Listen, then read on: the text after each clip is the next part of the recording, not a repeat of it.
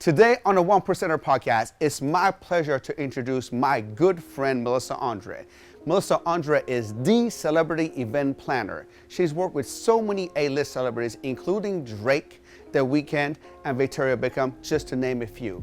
Her story will inspire you that how she got to this level, all the hard work, all the trials and tribulations to get to the level that she is. And she also talks about how to attract and get high-paying clients. This podcast is inspiring and you do not want to miss. As usual, please drop me a comment, hit the like button and share it. And most importantly, do me a favor, learn and apply these principles. God bless you all. All right, Melissa. So how did you get into event planning? And more importantly, how did you get into the celebrity event planning? Yeah, it was, when I got into events, I was working fashion. I was working fashion shows and that kind of thing. Is this in Toronto? This was in New York, actually. New York, okay.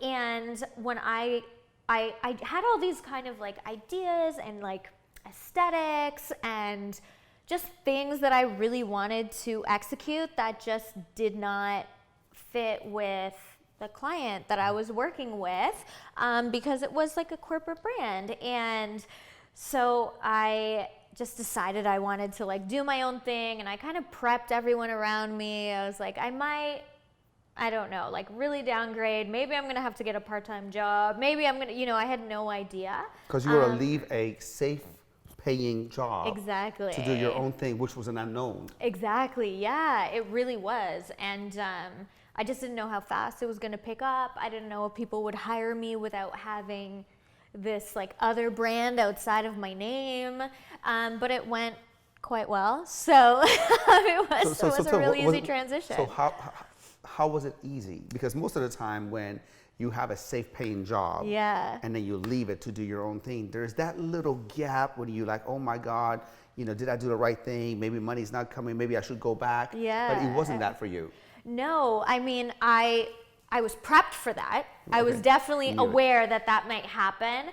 And I started taking on my own clients in events, and I just really focused on the offering. And I think that the traditional event planner that people were maybe used to hiring or seeing, their focus was different. Like, I really got into events because I thought that they weren't that great and I wasn't impressed by them, and I had all these ideas about what I would do if I, that kind of thing. And I really felt like events are like an art installation, but then there's food and music. Like, I've always thought that. So I would kind of make the parties look and feel like an art install, and then everyone could have fun at them. So I wasn't sure if everyone really had that would love that, but they did. So it was kind of like a quick transition from me being nervous to being like, wow, we're extra fully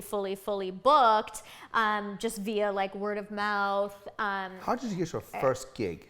Yeah, I just started offering myself up. So I left New York and then I moved back to Toronto, where I'm from, because you just can't simply start a business in the US when you're Canadian, which a lot of people don't really understand. It's not allowed. You got to go home. So I went home, and like the first thing I did was kind of reach out to every single person I knew and said, this is my experience. I've been working with these like really big fashion brands doing this and this. I'm totally willing to like work with your budget, kind of offering myself up, whether that meant like mostly volunteering, whether that, whatever it was. And it was not difficult. So what do you mean mostly volunteering? So you did some gigs for free in the beginning? For sure, yeah. Or it was like someone was like, I can maybe pay for your day rate. And I was like, let me do the whole thing anyway. So it was like a lot of that, which I think like people are really scared of. And it sucks. Hey, we do it at the gym all the time when we want to earn a business. Yeah. We're like, hey, we'll do a free session. Yeah. You're coming for a free week. Mm-hmm. Come check us out. So yeah. I love the fact that you were like, you knew you had to hustle in the beginning. Yeah. You didn't mind, getting, rolling your sleeves, getting dirty, and doing some free work or some volunteering, like you said. Yeah, totally. I did that. I have people a lot who ask me about that, and I just was speaking on a panel and someone said, like, what advice do you have for me? Because I go to my 9 to 5 and then I'm just too tired at 5 to do my own thing.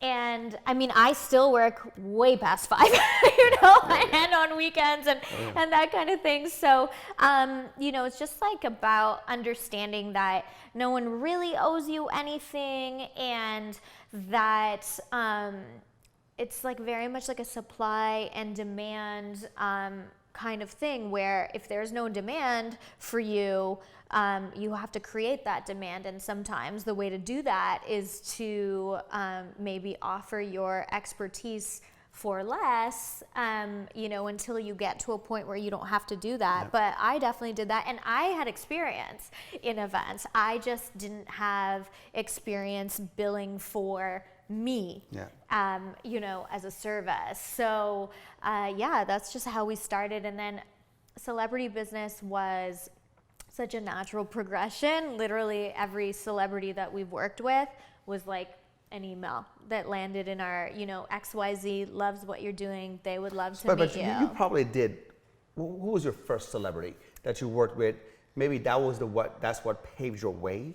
The first celebrities that we started working with were a bunch of athletes in Canada on their private events. So like their weddings or like a birthday party or something. That's like really how it started, because private events are this interesting kind of thing where all celebrities still get married, all celebrities still have birthdays, so we didn't get into doing like their Grammy parties or listening parties for years after that, but that was like kind of the intersection. Mm-hmm. And then I'm from Toronto, so I started working with Drake and The Weeknd and like even some Olympians out of Canada. Like that kind of thing just was very organic, and it was like, they're from that city, they knew what I was doing, I knew what they were doing, and it just kind of like flowed naturally once we reached a certain level. Did you do any kind of marketing, obviously, or was it mostly word of mouth? Mostly word of mouth. I think like years ago, before we had social media, we would submit a lot of our work to magazines, right, which we don't do now. It's like an entire like strategy that just faded away. Yes, and, for us too. Right? For us too, gyms, yeah. I remember like the first time that I didn't buy an ad in a magazine that I had been buying ads in for years, and I was so nervous. I was like, this is the end. I went through the same thing. And for us, when we would buy an ad, it would kind of come back to us for the next 6 months. So I was really nervous, and it just didn't affect us at all. No, same. Right? Same. I went through the same thing. Yeah, and now I even like see some of my colleagues that still advertise in that way, and I don't know, like it, and they're still nervous. And there's internet now. Yeah, there's right? internet. You can reach so much more people and for so much less money, and you can show so much more. I remember looking up the cost of advertising in Martha Stewart, and I just think that I don't think everyone thinks she's just such a genius.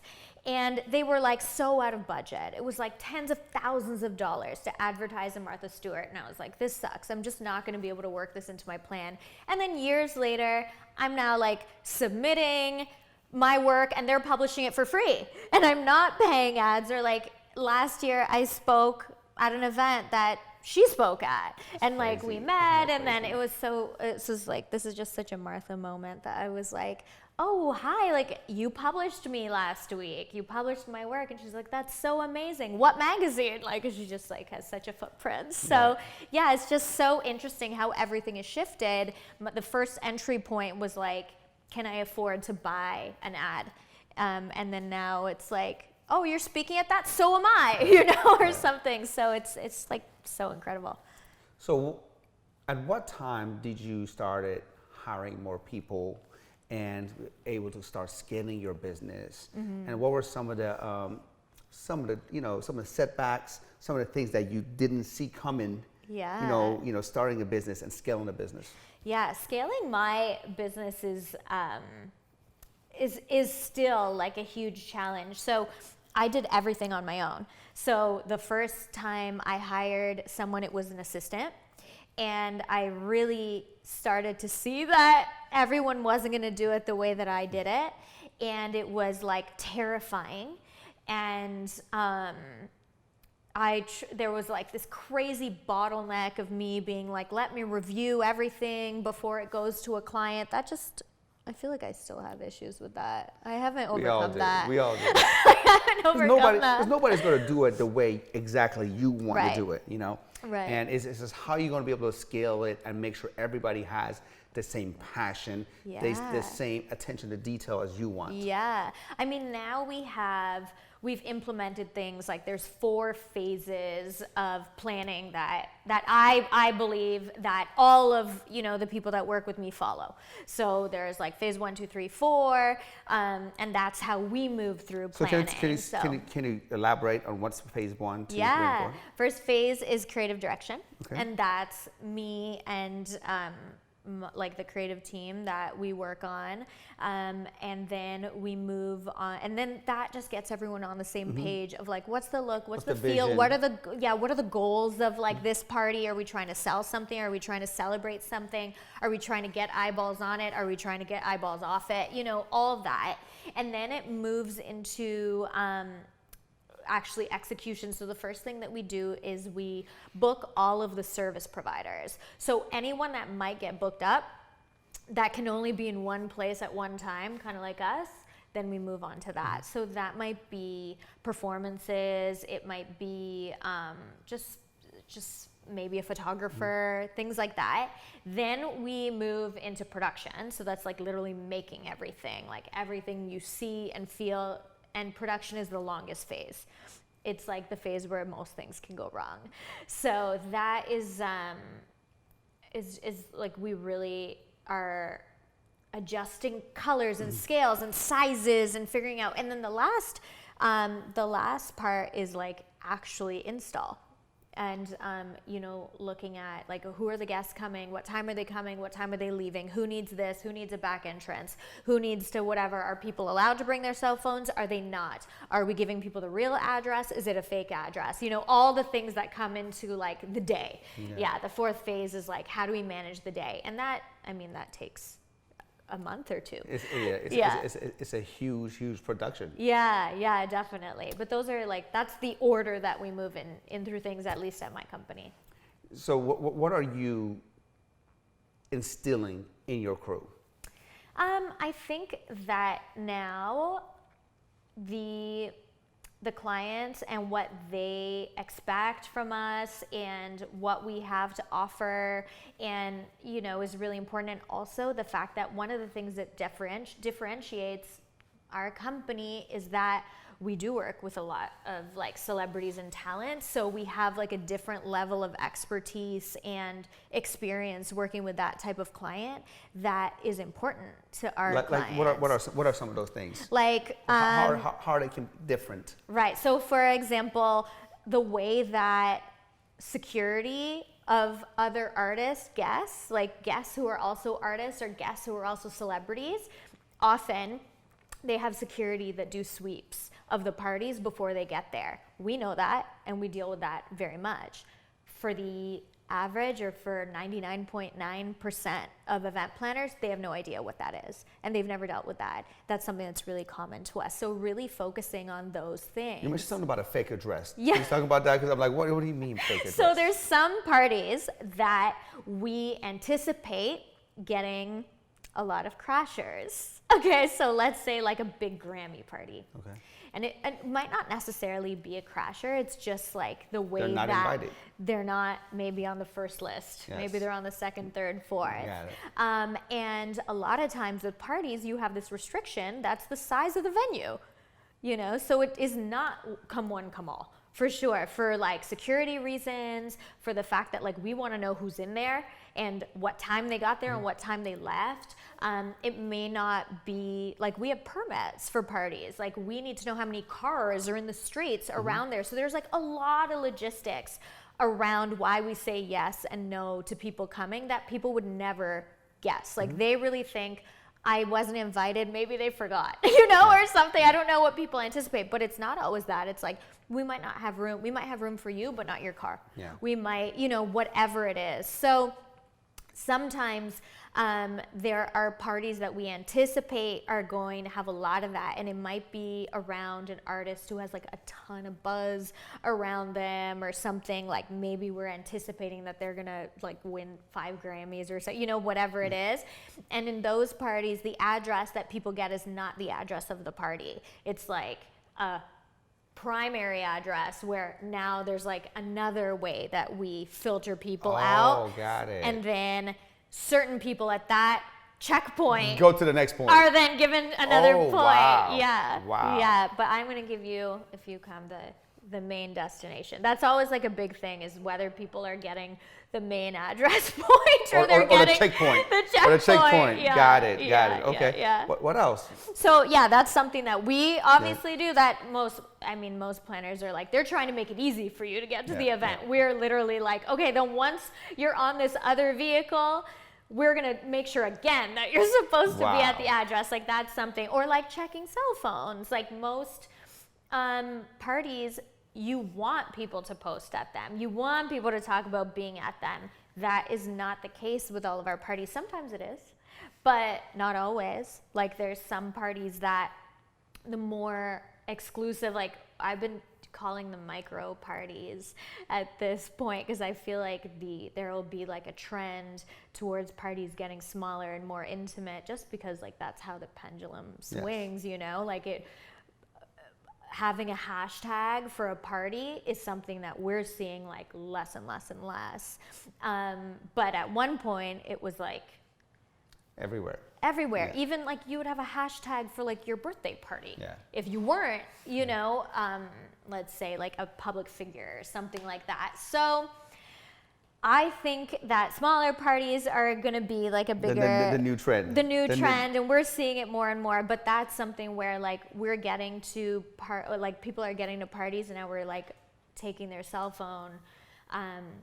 Almost like we would take their coat. Because the host doesn't want them to post or anything and all that kind of stuff. Yeah, exactly. So it's just like... That's how things get into TMZ, right? Yeah, exactly. Like who was there? Who were they with? What were they this? What were they that? Parties are like this kind of like very intimate thing, because people like want to let loose at parties. Yeah. So even more so, a certain, you know, scale of like where our clients are, a certain group of our clients are not trying to have their casual let loose persona be out there the way they're like very composed, like edited kind of personas out there. So that's something that we're like really experts in, that I don't think is common. So we really focus on those things. How about paparazzi? How do you deal with, you know, paparazzi as an event planner when it comes to like a, you know, a big time celebrity? Yeah, I mean, with weddings, sometimes it's like changing the route that, like, let's say the bride would walk into, so that it's like not an expected route. There's like sometimes a decoy, so like having a limo or like a car that you would presume that the bride would be in showing up at a different time than the actual ceremony. There's like all these things that we do. There's a lot of little details. Yeah, wow. And of course, like security checkpoints always. Like we did a very, very, very private wedding this summer, and we had vehicles parked like blocking the road, like miles and miles and miles ahead of what the venue was. It seems like it's a little stressful that day for you. Is it or no? It's literally so stressful. Every year I look at, there's like Forbes comes out with this list of like the most stressful jobs in the world. And it's like, you know, the people that like dismantle landmines and like bombs. And then like under that is like probably firefighters, like people that literally save humans from burning buildings. And then it's like party planners right under there, which is like wild, right? I'm just, you know, all the stuff that you're telling me, I don't do none of that, but just by you telling me, I'm just feeling like I'm getting anxious.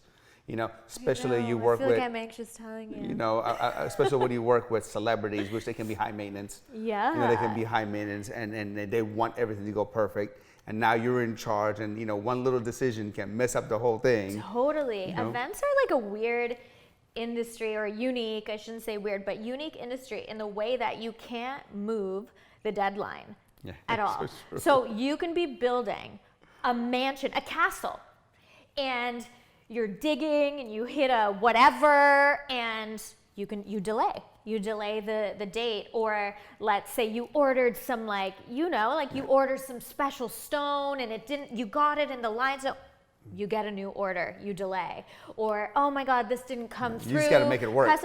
With parties, the guests are coming. Yeah. They're coming if there was a FedEx delay, they're coming if it's raining, they're coming if there's lightning, they're coming if there's a tornado, like they are coming. So you're changing, you're literally improvising like no other. Like we had this, we did this wedding for a celebrity, and this celebrity owns a forest. Okay, so we decided, like, yes, let's totally do it in this forest. Like, awful idea. Well, amazing idea, but so much work. And so we had to like move trees so that we could like build this tent. And then they had like this endangered salamander or something that lived in the forest that now we had to like take care of and make sure was gonna be okay. So at this point I'm like, am I even planning a party? Like, what job is this? You know, we had to get permits to like build a road to come in there and then move trees and save this lizard or whatever. And then, no, I'm serious, I am not even joking. And then we build this like tent that has heating, cooling, a kitchen, restrooms, running water, AV, like we're literally building a house. And in a week, and there's like crazy lightning, and we can't build, and like the builders can't be out there, and there's like metal supports, and so we're losing 4 days of building. Wow. But the guests are coming, like they are coming to this forest. Invitations went out. They're out, right? So it's like we're changing things. We're like, okay, we're not gonna have time to do that. What can we do? And because of like our clientele, it's not like we can improvise and give them a worse option. Like we have to come up with now an option. Comparable or better. Yes, or better. Even though the like plan A maybe took us 8 months, and now like in 8 minutes we're like, new plan, like plot twist. Wow. Remix, new plans. So yeah, it's like I don't even know if I can think of another industry that doesn't matter what happens, the deadline, the due date is the same. The show must go on, literally, yeah. Are you free to talk about some names of some of the celebrities you work with? Yeah. And I know some of them must be confidential. Yeah, some of them are definitely confidential, but we work with Drake, Toronto, and we worked with Victoria Beckham. That was like just incredible because she's just everything. And Shaq, and who else? We worked with Instagram, which is like so interesting, like creating Instagrammable moments for Instagram. Was so interesting. We worked with them when they actually like redesigned the logo. I don't know if everyone remembers that. There used to be a different Instagram logo, but so we've worked with them, and we just did Cassie's wedding. It was like this very private, it was like featured in Vogue, and it was like so amazing. And she did a 14-person wedding, and I was like the flower girl / maid of honor / DJ. It was like so intimate but so luxurious and beautiful. Wow. It was amazing.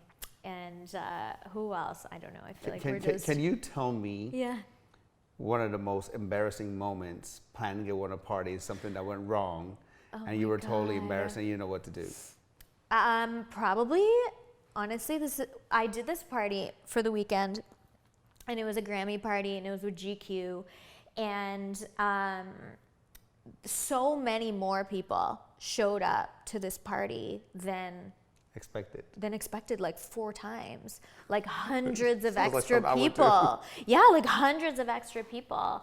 And I mean, I wish I had backup plans, and like they were. But it doesn't handle 4 times more people. No, it didn't. It was like within hours, like we're like, we don't have ice, we don't have any more food. We don't, like, the shuttles cannot support the number of people coming. Like, streets are getting closed down, like shut down, because too many people are coming to the party. And like, it was in the hills. And so I don't know if it was embarrassing, but it definitely was Panic. like, it was panic, and it was so frustrating for us, because it's like, you feel like you do everything, right? We're like, there was, you know, checkpoints, and there was shuttles, and there was permits and all this stuff. And then the amazing thing is that I meet people to this day who are like, oh my God, you plan parties. Do you know what the best party I've ever been to was? That and they one. talk about this party.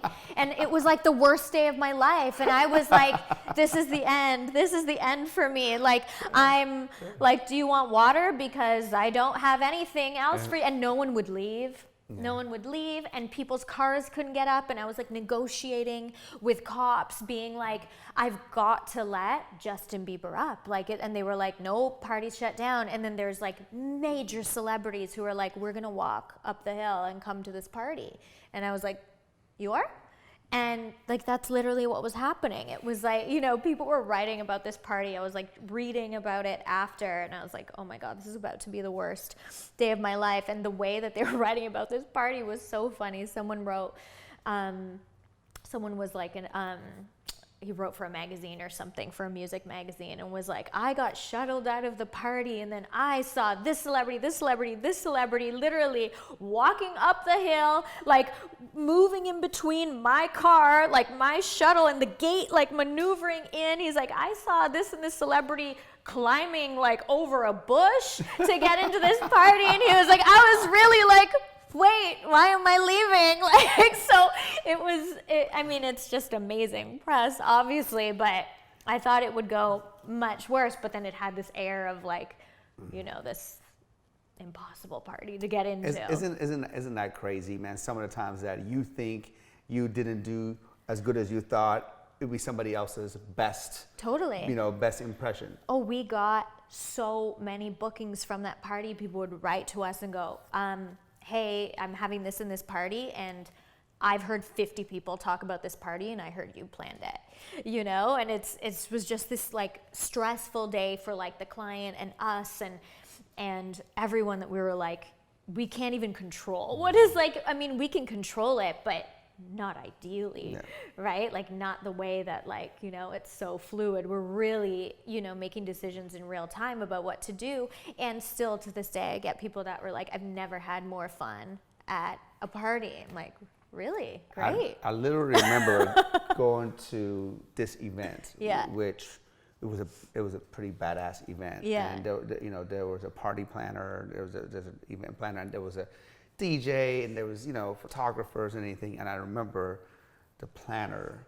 you know, the event coordinator literally was getting a fight with the photographer. It was like, this is my show. Yeah. You go over there. I saw like a whole different beast come out of her. Yeah. You know, because she was like right there focused on getting this party, you know, the way her imagined, and she didn't want nobody in her way. That's me talking to the cops outside the party when they're like, we're definitely shutting down this party. I'm like, let's discuss. I'm sure there's a solution here. Like, you know, you start with, hey, I'm a party planner, and then you end with like, actually, I negotiate with cops, I'm saving this lizard, I'm building a road, I'm moving a tree, and then like, you know, I don't even know what we call it anymore. I feel crazy calling it. You do whatever like, it takes. I'm a girl who does whatever it takes to provide an experience. Yes. That's basically Yes, I'm gonna use that. Yeah. Oh my God. New resume. Yeah. So what is your biggest challenge right now with your business? So, I mean, right now we're in this like unique position where we're working with, you know, some celebrities that can't even discuss because they're like so private. And this is like people that I'm like, oh my God, you know who I would die to work with? This is like years ago. And now I'm like, okay, this is like really happening. And then it's almost at this point where like maybe we're reaching a couple hundred people a year. Like, those are the people who are actually at our parties or art installations or pop-ups, whatever we're doing. There's like this small number of people, like the 0.01% are able to come. And always say, if I wasn't planning it, I don't know that I would be invited. I definitely would not.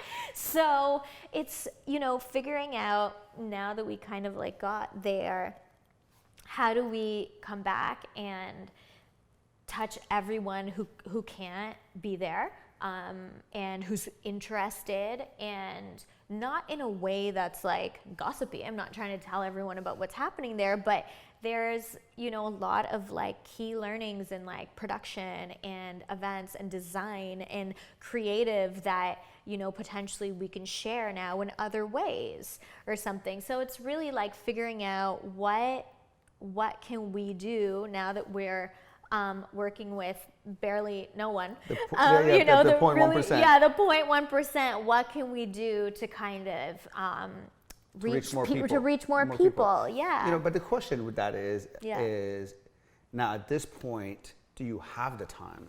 Right. You know what I mean? Do you have the time, or more importantly, if you had the time, is it worth your investment in time? Not to.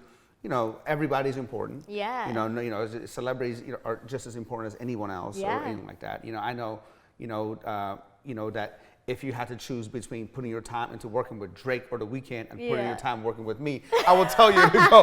I would tell you to go work with those guys right now, because obviously they got deeper pocketbooks and they can take care of you more than I can. But how are you expecting to be able to navigate through that hard decision? Well, I love what I do. I love creating experiences, temporary experiences. Like, we get asked sometimes to do interiors, and that's not really my aesthetic. Like, I love doing something for like 6 hours, and we just don't do it anymore. And I think it's really special and it's really unique. And I would do my job for free. I have done my job for free. So the reason that there has to be a way there's only so many hours, there has to be a way for me to decide, unless I start waking up at 3 a.m. like you, which I need some tips on, because I do not. I wake up at 6. You have done a lot of things before I even open my eyes, but there has to be a way for me to decide how I'm going to spend those hours. And that's why right now we're working with, this really kind of small percentage of people. That's not only who I want to work with, there just has to be a way. And I can't say I'm going to work with these people because they have red hair. Like, that's crazy, right? So it has to, one of the ways is by maybe like the budget of your event and the brand that you have aligning with our brand. We're the best at what we do. We want to work with people who are the best at what they do. But deciding how to, we're doing it in different ways. Like, every Wednesday, I kind of make time in my schedule to go into like my email or DMs or general info email and pick some questions that people have and try and answer them. Create some content, which I'm trying to like speak at a lot more events and things like that. I'm working on, I started writing a book where I'm like very far away because I only have like about a couple minutes a day to spend on it, but I've like started at least putting some of these like ideas down on paper. Just different things, but it's just a constantly evolving target. Do you think because you work with so many A-list celebrities and when I hear, okay, I work with Drake, I work with Weeknd, I do the Grammys, Victoria Beckham, whatever. And I automatically assume, even for me, I do better than average bear. Even for me, I'm like, I told my wife you were coming. I want to meet her because I want her to do my son's birthday. My son's first birthday. I'm like, no, you're not meeting her. We're not doing she's not doing my son's birthday because I'm not going to spend, whatever amount of money you want to spend on my son's birthday that he's never going to remember. You know what I mean? Oh my God, but we're going to remember. Yeah, we're going to remember. And so do you think that, because you do that, people automatically assume that, you don't work with anyone else? I think so. Yeah, everyone should reach out. Yes, of course. Everyone should reach out, and we do tell people like the ranges that we work in, and if they're in that range, great. Yes. And they have similar values. Like, there's some parties that we're not willing to plan. There's or whatever. There's some brands. Give me an example. That I gotta know. I gotta know what kind of parties are those. Okay, like, You can't say that and not tell me.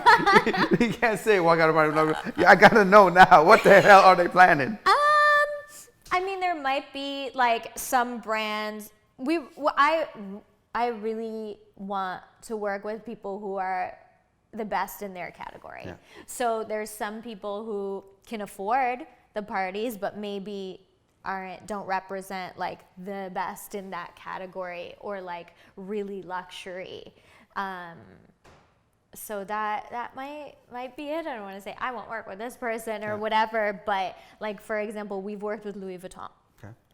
So if we're gonna work with them in the fashion category, then it maybe raises. We actually work with them in fragrance, but still they're like a fashion brand. Then it raises questions of like, okay, if this is kind of who we're gonna work with in this category, who else is gonna complement that? That's right. Or something. Yeah, so you can't work with them and then I don't know, work with somebody is totally opposite. Totally. It kind of lessens your brand. Yeah. I get it. Yeah. Now I get it. Okay, good. My mind was going somewhere else, man. I'm like, No. kind I was thinking about it like this, some freaky parties or something like that. I'm sorry, man. No. I mean, I might say, like, I have an all-female team, and I spend a lot of time supporting women. Why do you discriminate? Because I feel why can I get a job, Melissa? You can't get a job with us. I feel like a lot of the things that I've done in my industry were perceived as like, especially as I was coming up, when I was like, I want to do events this way, I want it to look like this, I feel like the contract should look like this. It was like not received as positively then as maybe it is now that everyone saw it worked out. And I think like a lot of that came from being like a female business owner and like a female creative. And I think that if someone else were to say, I want the contract to look like this, I want a bill like this, I want a whatever, that it would be like, oh wow, what a trailblazer, or whatever. Personal question: are you married?